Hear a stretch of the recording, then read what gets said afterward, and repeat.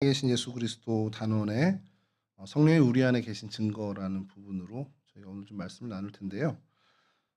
성령이 우리 안에 계시다라는 거 지난주에 얘기하면서 저희가 첫 번째로 얘기했던 것이 고린도전서 12장 3절에 예수를 주로 고백한다라는 것은 성령이 아니고서는 될 수 없는 일이라는 거 저희가 좀 얘기를 나눴었죠. 그래서 고린도전서 12장 3절을 한번 띄워주시죠. 지금 전화 오는 것 같은데?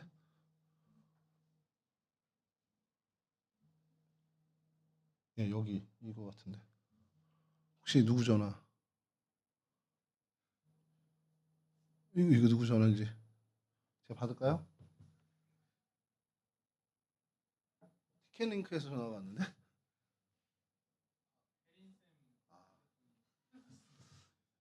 받을 수도 없고.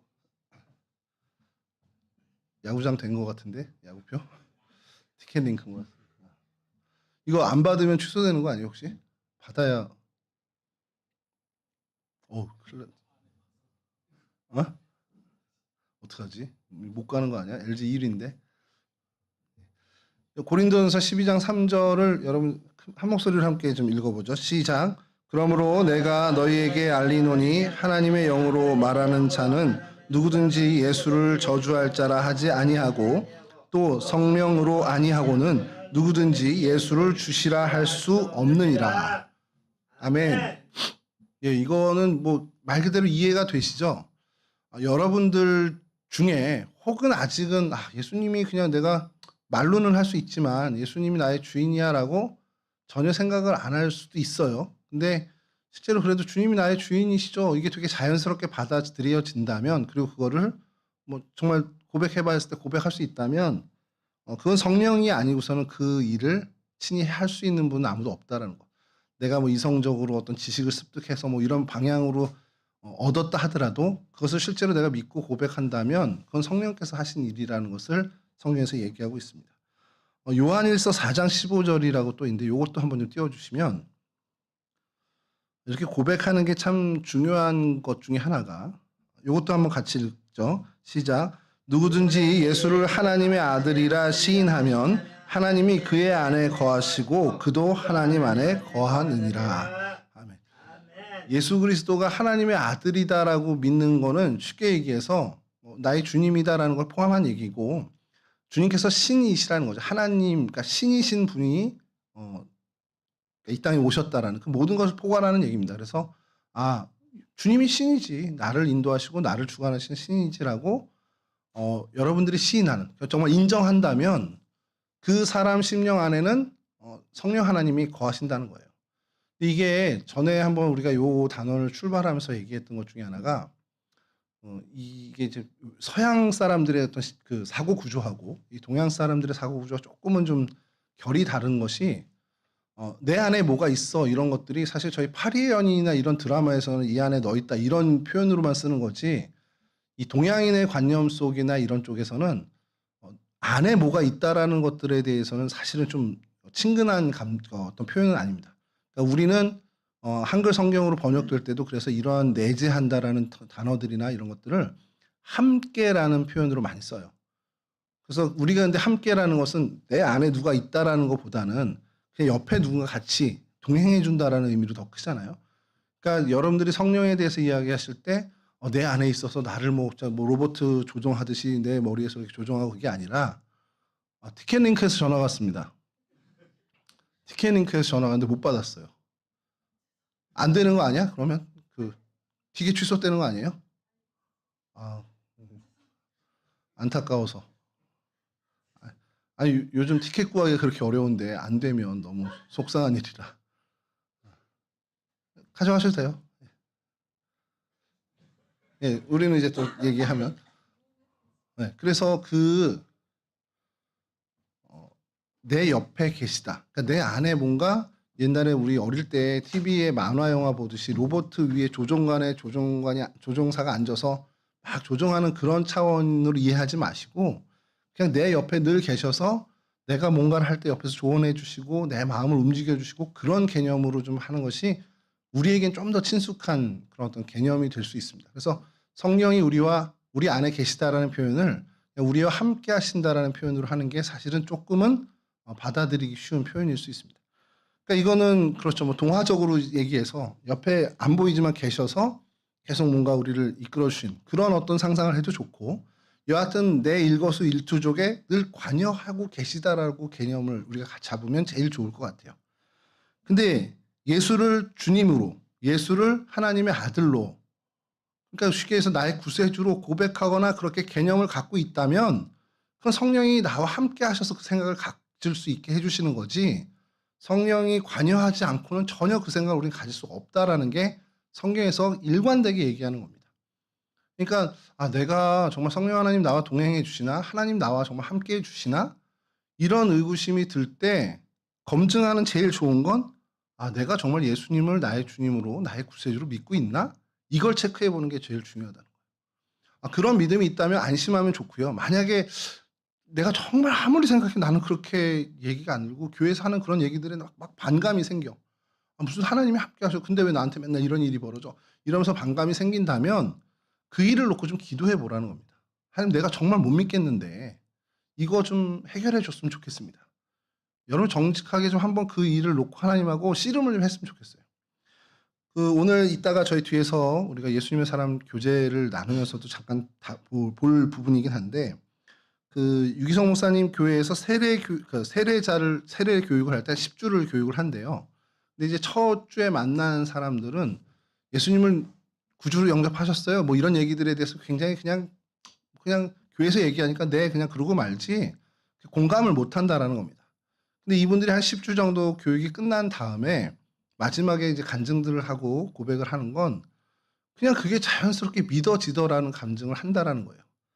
근데 이게 굉장히 이 기독교 우리가 신앙생활하면서 굉장히 중요한 것 중에 하나인 게, 제가 신학교 1학년 때 저희 이제 동기 중에 이제 신학교 온 친구인데, 그 친구가 중학교 1학년 때부터 교회를 다녔대요. 근데 이제 그런 얘기를 하다가 우연하게 얘기를 듣는데, 넌 왜 어릴 때부터 안 다니고 중학교 1학년 때부터 교회를 다녔어? 그랬더니 우리 가족이 내가 중학교 1학년 때 교회에 이제 다니기 시작했다는 거예요.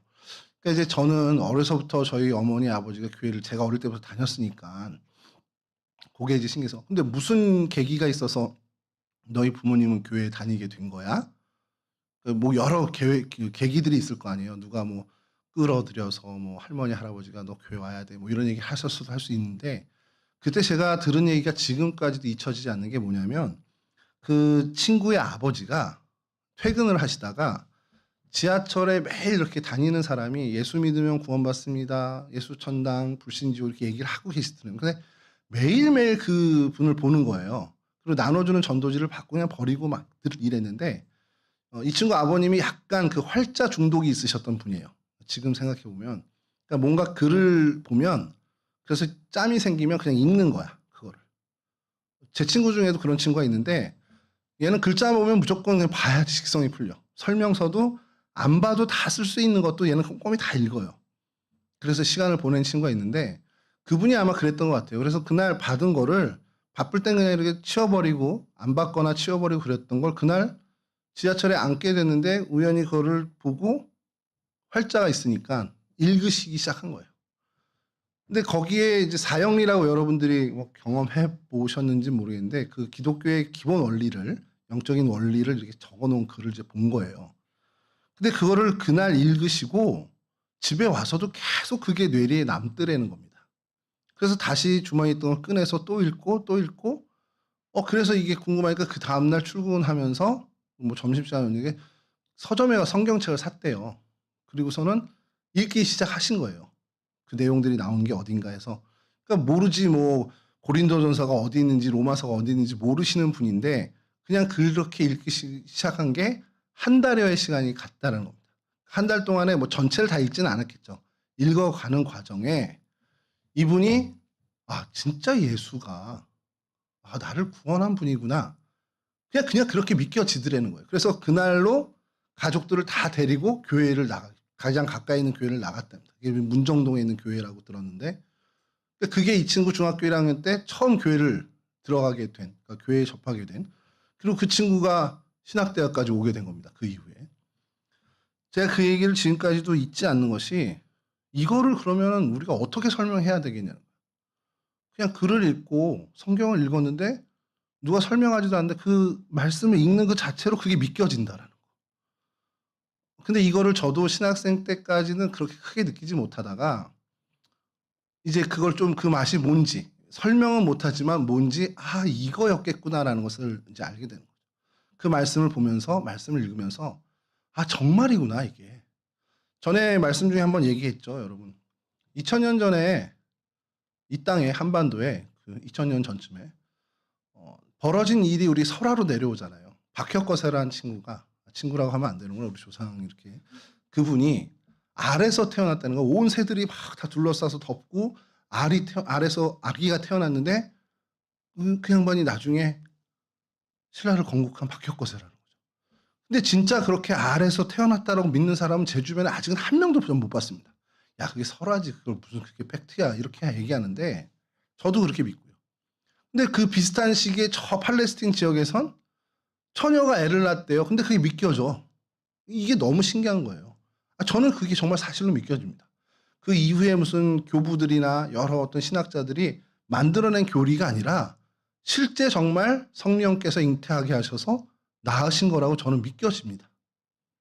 그리고 오병이어 사건처럼 그 작은 음식 도시락 하나 정도밖에 안 되는 걸로 5천 명이 먹고도 12광주리가 남았다. 그게 저는 믿겨져요 그게. 상세하게 기록을 못했어요. 제자들도 못 봤기 때문에. 제자들도 나눠주느라 정신이 없었기 때문에 그거를 기록을 할 수가 없었을 겁니다. 그러나 먹은 건 사실이라고 저는 믿겨지는 거죠. 그러니까 이 은혜가 우리 가운데 임하기를 또 바라고요. 사실 여러분들이 말씀을 읽으면서 아 이런 일이 있었네. 그리고 그냥 의심 가지 않는다면 성령 하나님께서 여러분들을 주장하고 계시다라고 믿으면 된다는 겁니다. 그리고 반대로 봐도 도저히 모르겠다. 그런다면 이 문제를 놓고 하나님과 좀 씨름해 보면 좋겠다. 예전에도 한번 여러분들과 말씀 나눌 때 드렸던 얘기긴 한데 우리 뭐 청년부 1-2년 차들은 뭐 중고등부였을 테니까 못 들었을 수도 있고 예전에 그 주님의 교회라는 교회가 지금도 저 정신여고 강당에 있긴 한데 그 이재철 목사님이라는 분이 거기서 이제 처음에 이제 개척을 하고 10여 년 동안 목회를 하시고 이제 스위스로 이제 가시게 된 그 교회예요. 근데 그분이 계실 때 한국 교회에 굉장히 좀 신선한 충격들을 많이 제공한 교회가 주님의 교회라는 교회가 있었습니다. 그중에 그 교회에서 우리로 치면 사경회 같은 건데 첫날은 교회 안에서 본 기독교, 또 교회 밖에서 본 기독교, 또 카톨릭에서 본 개신교 이런 세미나를 연 적이 있어요. 저도 한 날은 가봤는데 그 다른 날은 이제 못 가봤는데 그때 하나가 뭐였냐면 이제 교회 안에서 본 교회는 이제 이현주 목사님이 오셔서 했고, 그다음에 캐톨릭이 본 기독교라고 해서 이제 수녀님 한 분이 오셔서 이제 세미나를 했고, 근데 마지막 날은 교회 밖에서 본 기독교라고 해서 스님 한 분이 오셔서 이제 그 사경회를 했습니다. 그러니까 그게 굉장히 신선한 충격이었죠. 교회에서 스님이 와서 세미나를 했어.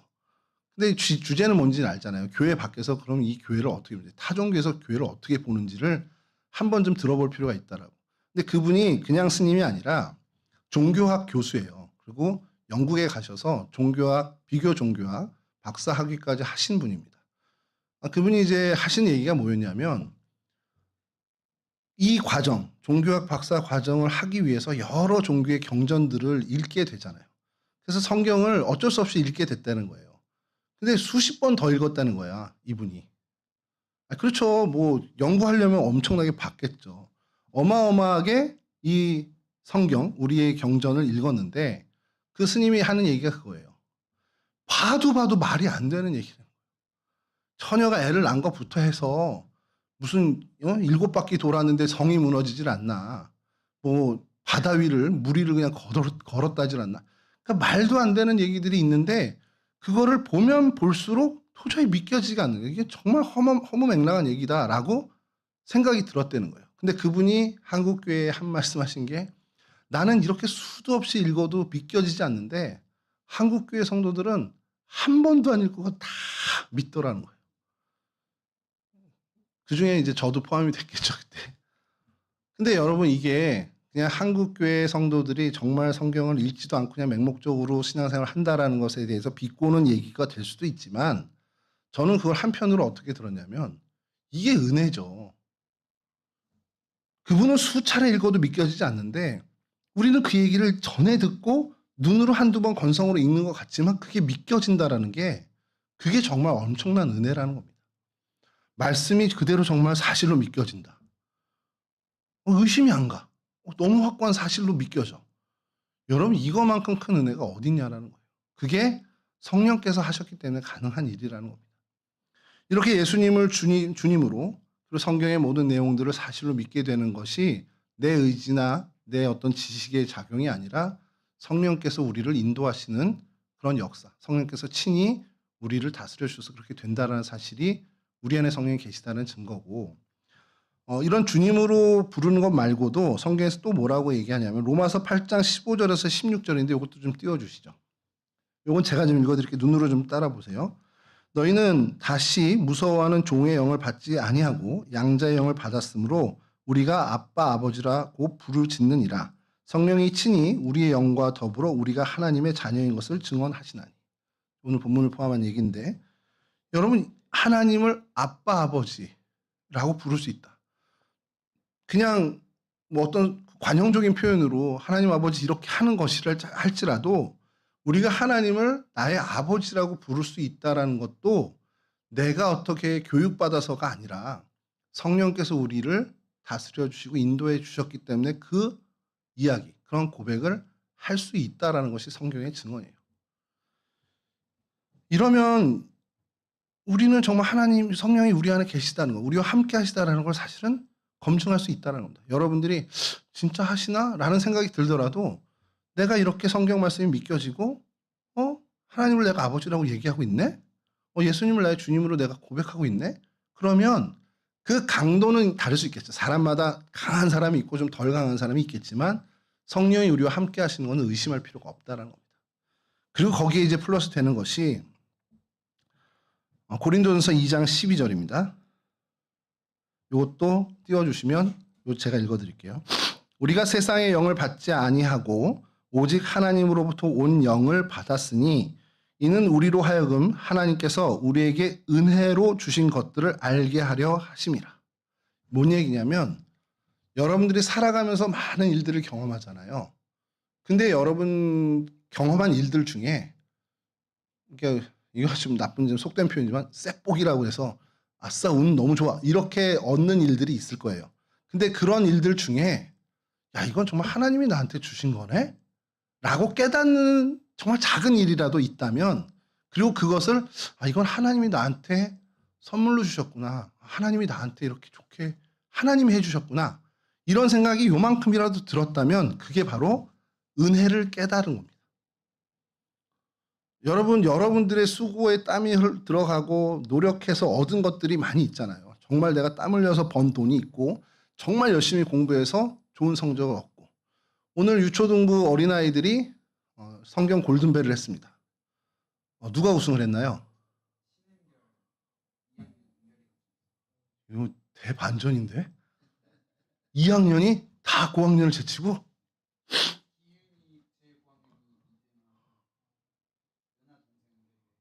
와, 그 집 오늘 뭐 고기 파티라도 해야 될 것 같은데요. 은결이가 엄청나게 그 예상 문제집부터 했을 거예요. 공부했을 거예요.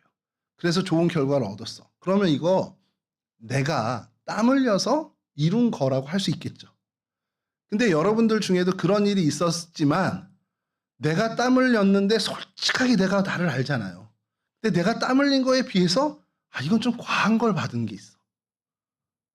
그러면 이거를 여러분들이 거기서 아싸 운이 좋았어 생각할 수도 있지만 어느 날은 그런 경우에 이거 하나님이 정말 나한테 해주신 건가? 이런 생각이 들 때가 있을 겁니다. 그러면 그게 하나님의 은혜를 깨달은 거라는 거예요. 그러면 그 은혜를 깨닫게 하신 게 누구냐? 내가 신앙이 좋고 믿음이 좋아서 깨달은 것도 있겠지만 그거보다는 성령께서 이게 은혜라는 걸 일깨워 주셨다라는 게 성경의 증언입니다. 그러면 여러분 이 은혜를 깨달았다? 그걸 성령께서 친히 알게 해주신 거네? 그럼 성령이 나와 함께 하시는 거구나. 그러니까 내가 은혜를 깨닫는 삶을 살아가면 성령이 나와 함께 하시는 것을 의심할 필요가 없다라는 겁니다. 성령께서 나를 좀 더 예민하게, 좀 더 영적으로 민감하게 해주시기를 기도하면서 살기 필요한 거지만 안 계셔? 나와 함께 하지 않아? 이런 생각을 할 필요 없다라는 거예요. 그걸 깨달았다면. 앞서 두 이야기, 하나님 주님을 주인으로 고백하고, 근데 예수님을 주님으로 고백하는 게 조금 이게 내가 진짜 고백하는 건가 의심이 들고, 하나님을 아버지라고 부르는데 늘 내가 그렇게 해왔기 때문에 입버릇이 된 거 아니야? 라는 생각을 하고, 그렇다 할지라도 세상에 살아가는 일들 속에서 진짜 하나님 주시는 은혜를 내가 은혜로 깨달았다 그러면 앞선 두 것에 대해서 내가 확고함이 없다 하더라도 성령 하나님이 나와 함께 하시는 거구나. 그러면 내가 주님을 고백하는 것도 하나님을 아버지라고 부르는 것도 성령께서 해주시는 거구나. 이렇게 생각해도 문제가 없다라는 것을 성경에서는 이야기하는 겁니다. 그러니까 여러분들 정말 주님이 여러분과 함께 하시다는 사실을 의심하지 않았으면 좋겠어요. 혹 정말 그것에 그래도 목사님 나 아직도 확신을 못하겠는데요. 그렇다면 정말 좀 열심히 한번 씨름했으면 좋겠습니다. 나 이런 확신을 좀 들게 하나님 좀 도와주세요. 성령님 나를 좀 도와주셔서 진짜 내가 이거에 대한 확신을 좀 가졌으면 좋겠습니다. 나를 좀 고쳐주시고 인도해 주셨으면 좋겠습니다. 좀 씨름하는 그런 모습을 좀 가졌으면 좋겠습니다. 요렇게 아마 오늘 우리 오늘 단원의 이야기가 단데 이런 얘기를 여러분들과 하면서 늘 느끼는 것이 여러분 신앙생활이라는 것이요. 기본적인 틀이 내가 수고하고 열심히 하고 내가 신앙생활을 정말 땀 흘려서 하고 노력하면 신앙이 좋아지겠다라는 생각을 할 수가 있어요. 근데 사실은 그렇지 않은 게 우리 신앙입니다. 이게 좀 약간은 허탈할 수 있죠. 내가 이렇게 노력하고 내가 이렇게 헌신하고 나 정말 이렇게 말씀을 지키려고 애를 썼는데 그렇지 않은 내가 볼 땐 전혀 그런 노력하지 않은 사람인데 하나님의 은혜가 훨씬 더 임하고 하나님과 훨씬 더 가까워지는 것 같은 걸 볼 때가 있어요. 그때 좌절할 수도 있습니다. 근데 여러분 이때마다 우리가 뭘 기억해야 되냐면 요한복음의 마지막 장면. 주님께서 3번 부인했던 베드로를 만나셨잖아요. 만나시고 너 나 사랑하니? 그렇게 얘기했을 때 사랑합니다 그랬더니 너 나 사랑하니? 또 물어보니까 내가 대답을 잘못했나? 주님 내가 사랑하는 줄 주님도 아시잖아요. 근데 3번 또 물어요. 그러니까 베드로가 고민을 합니다. 주님 내가 주님 사랑하는지를 주님께서 아십니다. 근데 예수님이 그 3번의 대답에 다 내 양을 먹여라, 내 양을 쳐라, 내 양을 먹여라 이렇게 목양의 사명을 주신다는 거죠. 그러니까 성경학자들은 이 장면을 3번 부인한 베드로를 회복시키기 위해서 3번 사랑합니다 고백을 하게끔 했다라는 거예요. 자, 이 장면이 참 좋은데 그러면서 딱 끝났으면 너무 좋은 거죠. 주님이 이렇게 베드로를 회복시켰네. 근데 그 장면에 뒤에 어릴 땐 그게 굉장히 사족처럼 느껴졌어요. 쓸데없는 얘기가 붙은 거야. 무슨 얘기냐면 베드로가 그 순간 뭔가가 궁금했는데 그 궁금한 걸 못 참고 주님께 물어봅니다. 주님 그러면 주님께서 저한테 네가 젊었을 때는 네 마음대로 다니는데 나이 들면 너 사람들이 띠띠어서 네가 원치 않는 곳을 데려갈 거야 해서 내가 어떻게 주님께 순교의 영광을 돌릴지를 이렇게 얘기해 주셨는데 그럼 주님 제 요한은 어떻게 돼요? 라고 물어본 겁니다.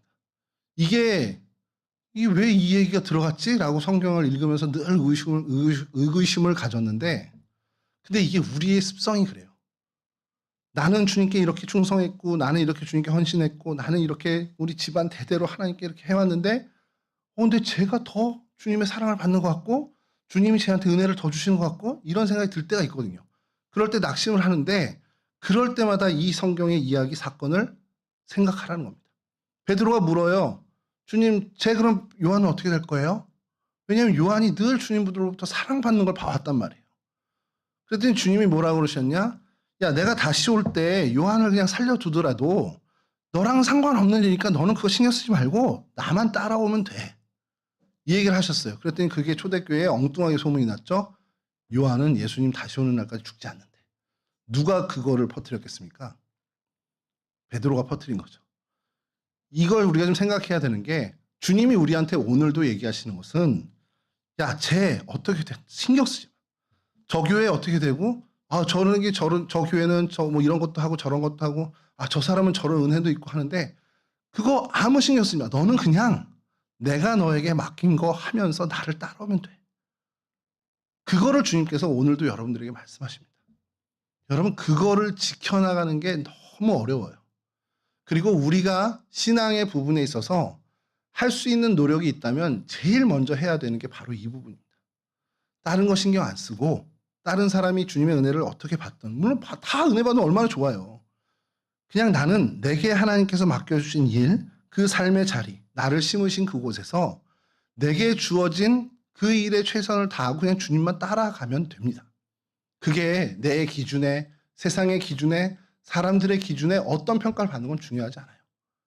주님께 그냥 온전히 집중하고 주님을 따라가는 것에만 집중하시면 됩니다. 그게 진짜 바른 신앙이고 그게 주님께서 최고로 칭찬하시는 신앙이에요. 여러분 이와 같은 정말 주님께만 집중해서 성령 하나님께서 나를 인도하시는 대로 성령께서 이끌어 주시는 대로 그 신앙의 발걸음 한 걸음 한 걸음 걸어 나갈 수 있는 그러한 진짜 신앙의 승리자들이 되었으면 좋겠습니다. 이와 같은 은혜, 이 은혜를 이 청년 때부터 누리시는 여러분들 되기를 주님의 이름으로 간절히 축원합니다. 이렇게 마치면 끝입니다. 오늘 저 뒤에서 이제 할 텐데 잠깐 기도하시죠. 먼저 잠깐 제가 기도하기 전에 반주해 주시면 더 좋고 잠깐 이 시간 좀 우리 같이 기도했으면 좋겠어요. 그냥 하나님, 내가 정말 주님을 주인으로 고백하는지, 내가 하나님을 아버지라고 부르고 있는데 이것 때문에 내가 의심해 왔습니다. 근데 하나님, 내가 정말 은혜를 깨닫고 그래서 하나님의 정말 자녀로 살아가는, 하나님의 백성으로 살아가는 그 이 모든 일들이 성령이 내 안에 계시기 때문에 가능하다라는 그 믿음을 제가 좀 더 가졌으면 좋겠습니다. 혹시라도 그 믿음이 좀 약하다고 하시면 하나님, 나 이 부분에 정말 약한데 나 이거 좀 확신할 수 있게끔 내게 확신을 좀 주세요라고 잠깐만 우리 조용하게 기도하고 마치도록 하겠습니다. 우리 잠깐 기도할게요. 좋으신 하나님 감사합니다. 저희들 가운데 하나님께서 함께해 주시고 하나님 우리와 함께해 주시는 그 놀라운 일들을 우리가 누리며 살아가는 거룩한 하나님 백성 될 수 있도록 도와주시옵소서. 주님, 성령께서 우리 안에 계시는 것을 우리가 의심할 때가 너무 더 많습니다. 내 일상을 바라보며 내 삶을 바라보며 정말 하나님이 함께 하시다면 이 일이 왜 나한테 일어났을지 궁금한 일들, 그런 원망스러운 일들, 그런 안타까운 일들도 있어서 정말 주님께서 우리와 함께 하시는지, 성령 하나님이 우리와 함께 하시는지에 대한 의심과 하나님 확신이 안 들 때가 있습니다. 그러나 하나님, 주님을 주인으로 고백하고 하나님 아버지를 아버지라 시인하고 또 우리에게 벌어진 많은 일들 속에서 주님의 은혜를 발견하는 눈을 주신 것이 성령 하나님께서 우리와 함께하고 계신 증거임을 믿는 그 확신을 갖는 우리 청년들 될 수 있도록 도와주시옵소서.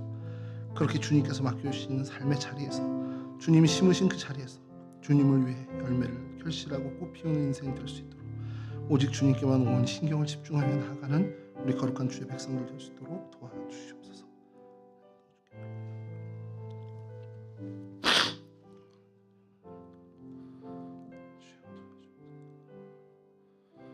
여호와는 내게 복을 주시고 너를 지키시기를 원하며 여호와는 그의 얼굴을 내게 비추사 은혜 베푸시기를 원하며 여호와는 그 얼굴을 내게로 향하여 드사 평강 주시기를 원하노라. 좋으신 아버지 하나님, 우리 청년들을 주목해 주시길 원합니다. 이 젊음의 날에, 이 청년의 때에 정말 주님께 향한 이들의 마음을 주님 헤아려 주시고 이들의 심령 가운데 하나님 넉넉하신 은혜 채워주셔서 성령께서 그들의 인생 가운데 함께 하시고 동행하신다는 사실을 정말 확고하게 믿는 믿음을 허락하여 주시옵소서. 주님을 주인으로 고백하고 하나님을 아버지로 시인하고 주님께서 베풀으신 은혜를 은혜로 여기는 그러한 일들이 있습니다.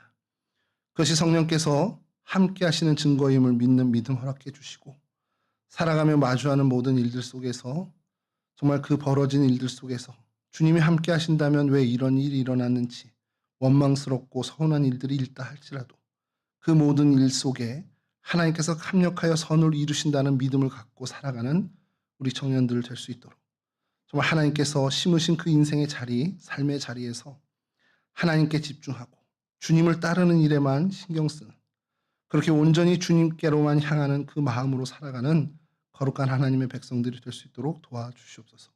주변의 일들, 주변의 것들에 신경 쓰며 그것과 경쟁하거나 비교하지 않게 하여 주시고 오직 주님께 향한 믿음과 그 신앙의 발자취를 집중하며 걸어갈 수 있는 그런 하나님의 백성, 거룩한 주의 거룩한 인생들이 될 수 있도록 도와주시옵소서. 이제는 우리 주 예수 그리스도의 그 크신 은혜와 우리 아버지 하나님의 그 극진하신 사랑하심과 성령 하나님의 동행하시며 교통하심이 성령께서 나와 함께 하신다는 그 믿음을 더욱더 강하게 새기기를 원하는 우리 청년들의 심령 위에, 이들의 인생 위에, 이들의 삶의 자리 위에 이제로부터 영원히 함께하여 주시길 간절히 축원하옵나이다. 아멘.